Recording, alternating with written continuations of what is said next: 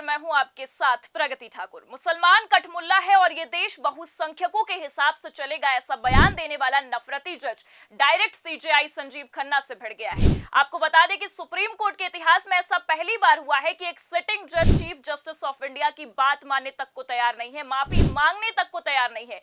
तो क्या एक सिटिंग जज में इतनी हिम्मत होती है कि वो डायरेक्ट सीजेआई से भिड़ जाए?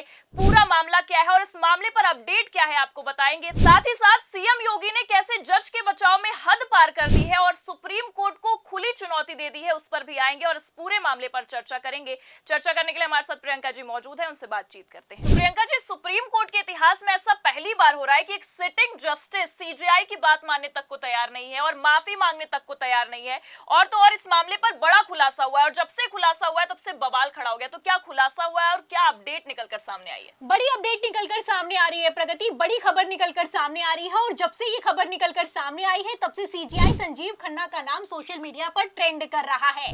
आप जैसा कि जानती हैं कि जो शेखर यादव हैं, इलाहाबाद के सिटिंग जस्टिस हैं, इन्होंने विश्व हिंदू परिषद के कार्यक्रम में मंच से खड़े होकर कह दिया था कि मुसलमान कठमुल्ला है और ये देश बहुसंख्यकों के हिसाब से चलेगा। जब ये बयान निकलकर सामने आया था तब बवाल खड़ा हुआ था। जब बवाल खड़ा हुआ था तो सीजेआई संजीव खन्ना से तत्काल प्रभाव से एक्शन की मांग की गई थी। एक्शन हुआ भी, सीजेआई संजीव खन्ना की तरफ से नोटिस जारी किया गया, सुप्रीम कोर्ट कोलेजियम की मीटिंग बुलाई गई और इस मीटिंग में शेखर यादव को दिल्ली तलब किया गया। अब इसी को लेकर बड़ा खुलासा हुआ है। मीटिंग में क्या हुआ है, सीजेआई संजीव खन्ना ने क्या कहा है, शेखर यादव ने क्या कहा है, इसको लेकर जस्टिस ने बयान दिया है, खुलासा किया है। और जब से ये खुलासा हुआ है पूरा का पूरा खेल पलटता हुआ नजर आ रहा है। आपको बता दें, सुप्रीम कोर्ट कोलेजियम के मेंबर हैं और सुप्रीम कोर्ट के जस्टिस रह चुके हैं ऋषिकेश रॉय। वो अभी 31 जनवरी को रिटायर हुए हैं। उन्होंने रिटायरमेंट के बाद बताया है कि सीजेआई संजीव खन्ना के सामने तो ये शेखर यादव है, वो गिड़गिड़ा रहा था, माफी मांग रहा था, कह रहा था मुझे माफ कर दीजिए, मैंने वो नहीं कहा है जिसे पेश किया जा रहा है, मेरे बयान को तोड़ मरोड़ कर दिखाया जा रहा है, मुझे माफ कर दीजिए, बार बार माफी मांगी यहाँ पर प्रगति। इसको लेकर जस्टिस का कहना है कि तब माफी मांग रहे थे और अब कह रहे हैं कि मैं अपने बयान पर कायम हूँ। फिलहाल मैं आपको बता दूं कि जस्टिस जो ऋषिकेश रॉय हैं, जिन्होंने रिटायरमेंट के बाद बयान दिया है, उन्होंने अपने बयान में साफ कह दिया है कि 5 जजों की मीटिंग बुलाई गई थी। इसमें जब सीजेआई खन्ना के सामने शेखर यादव ने माफी मांगी तो सीजेआई संजीव खन्ना ने कह दिया कि यहाँ पर माफी मांगने से कुछ नहीं चलेगा, अगर तुम्हें माफी मांगनी है तो सार्वजनिक तौर पर मांगनी होगी, पब्लिक डोमेन में मांगनी होगी। तो शेखर यादव ने कह दिया कि ठीक है, मैं माफी मांग लूंगा। अब आप देखिए, ये सुप्रीम कोर्ट कोलेजियम की मीटिंग है और इस मीटिंग को लेकर जस्टिस ने रिटायर होते ही खुलासा कर दिया है कि मीटिंग में क्या कुछ हुआ था। अब यहीं पर पेच फंसता हुआ नजर आ रहा है। आपको बता दें, जो शेखर यादव हैं, इनका अब कहना है कि मैं माफी नहीं मांगूंगा और जो मैंने कहा था मैं अपने बयान पर कायम हूं। क्रोनोलॉजी समझिए प्रगति, आप देख सकती हैं कि जब से भाजपाई नेताओं ने शेखर यादव को सपोर्ट कर दिया है, शेखर यादव को तो ऐसा लगने लगा है मानो कि सीजेआई संजीव खन्ना भी उनका बाल बाका नहीं कर सकते हैं। ऐसा पहली बार हो रहा है। आपने भी कहा ये सुप्रीम कोर्ट के इतिहास में पहली बार हो रहा है कि एक सीजेआई की बात एक सिटिंग जस्टिस मानने के लिए तैयार नहीं है। यहाँ पर मैं आपको बता दूं, जो केंद्रीय मंत्री है गिरिराज सिंह, उनका भी बयान निकलकर सामने आया। ये केंद्रीय मंत्री हैं, सांसद हैं, भाजपा के दिग्गज नेता हैं। इनका कहना है कि शेखर यादव जो मुसलमानों को कठमुल्ला बता रहे हैं वो बिल्कुल सही कह रहे हैं, देश बहुसंख्यकों के हिसाब से चलेगा। इस तरह का बयान देना कोई बड़ी बात थोड़ी ना है, जो कहा गया है वो बिल्कुल सही कहा गया है। ये सांसद का कहना है, पब्लिक के वोट से चुन कर आते हैं। आप देख सकती हैं कि सांसद का ऐसा बयान निकलकर सामने आया है। वहीं दूसरी तरफ सीएम योगी आदित्यनाथ तो 2 कदम आगे निकल गए हैं। सीएम योगी आदित्यनाथ ने तो साफ साफ कह दिया है कि नोटिस कैसे जारी कर दिया, नोटिस जारी करते हुए शर्म नहीं आई। अब आप समझिए, यहाँ पर आप देखिए कि किसने नोटिस जारी किया था, सीजेआई संजीव खन्ना की तरफ से नोटिस जारी किया गया। उन्होंने भी एक्शन लिया, उन्होंने भी शेखर यादव से कहा कि माफी मांगो। यहाँ पर सीएम योगी आदित्यनाथ फिर भी कहते हुए नजर आ रहे हैं कि नोटिस जारी करते हुए शर्म नहीं आई। अब आप देख सकती हैं, ये मुख्यमंत्री हैं और ये सांसद हैं, ये हाल हो चुका है। इन लोगों को शर्म है कि आती नहीं, जनता के वोट से चुन कर जाते हैं और उसके बाद इस तरीके के बयान देते हुए नजर आते हैं। एक सीजेआई है, अपना काम करना चाह रहा है, उसको मोदी सरकार ने किस तरीके से आप देख सकती हैं कि परेशान करके रख दिया है। इस तरीके के बयान जारी करने का मतलब क्या बनता है, सवाल खड़ा होता है।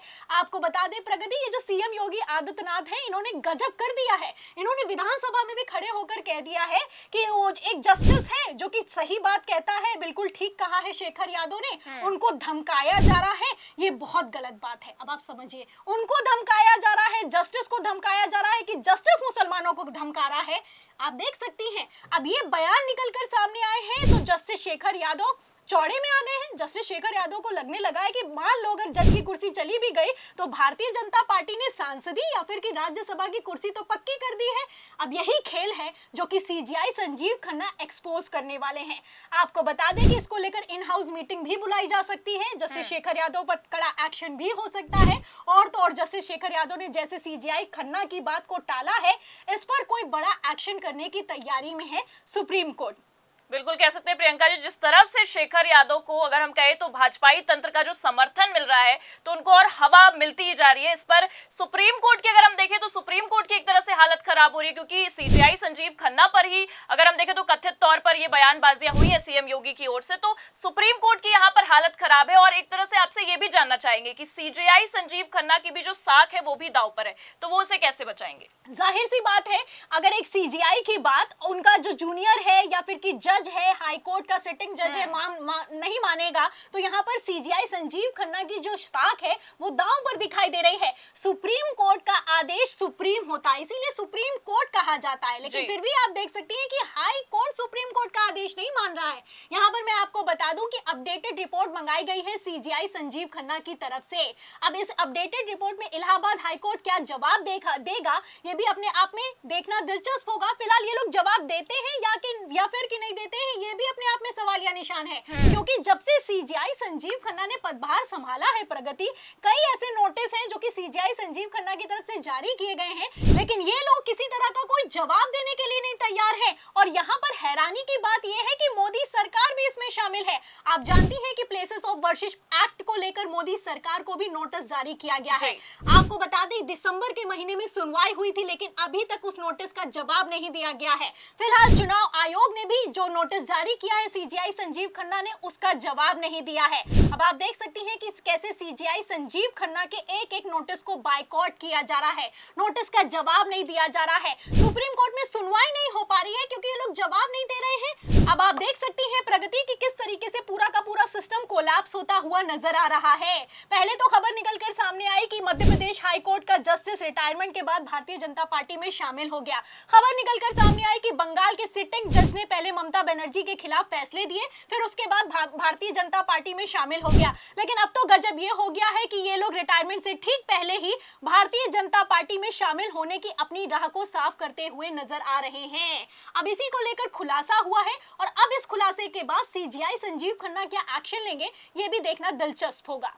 बिल्कुल प्रियंका जी, कह सकते हैं कि जिस तरह से बीते समय में सीजीआई संजीव खन्ना ने एक्शन लिया है उससे भाजपाई तंत्र पूरी तरह से बौखलाया हुआ नजर आ रहा है और कहीं ना कहीं सीजीआई संजीव खन्ना और सुप्रीम कोर्ट को दबाने की कोशिश हो रही है, लेकिन फिर भी सीजीआई खन्ना एक्टिव मोड में नजर आ रहे हैं और इस मामले को लेकर भी काफी बड़ा एक्शन लेते हुए भी आगे दिख सकते हैं हमें। और आपने भी पूरी जानकारी दी है इस मामले को लेकर, आपका बहुत बहुत शुक्रिया हमारे साथ जुड़ने के लिए। तो आप देख सकते हैं कि Allahabad high court sitting justice Shekhar Yadav मामले में बड़ा अपडेट निकलकर सामने आया है। पूरा का पूरा भाजपाई तंत्र उन्हें बचाने की और उनके समर्थन में जाने की पूरी कोशिश कर रहा है, लेकिन जस्टिस ने रिटायर होते ही सारी पोल पट्टी खोलकर रख दी है और पोल पट्टी खुलते ही CJI Sanjiv Khanna action mode में नजर आ रहे हैं और इस पर एक्शन लेते हुए भी नजर आ रहे हैं। तो फिलहाल जिस तरह से सीजीआई संजीव खन्ना ने रुख बदला है और तल्ख तेवर दिखाए हैं, ऐसे में आपको क्या लगता है, क्या CGI Sanjiv Khanna supreme court की साख को बचा पाएंगे? अपनी राय कमेंट करके जरूर बताइएगा। हमारी बातचीत कैसी लगी लाइक और शेयर जरूर करिएगा। चैनल पर नए हैं तो सब्सक्राइब करना और ज्वाइन करना मत भूलिएगा। देखते रहिए 4PM न्यूज नेटवर्क। नमस्कार।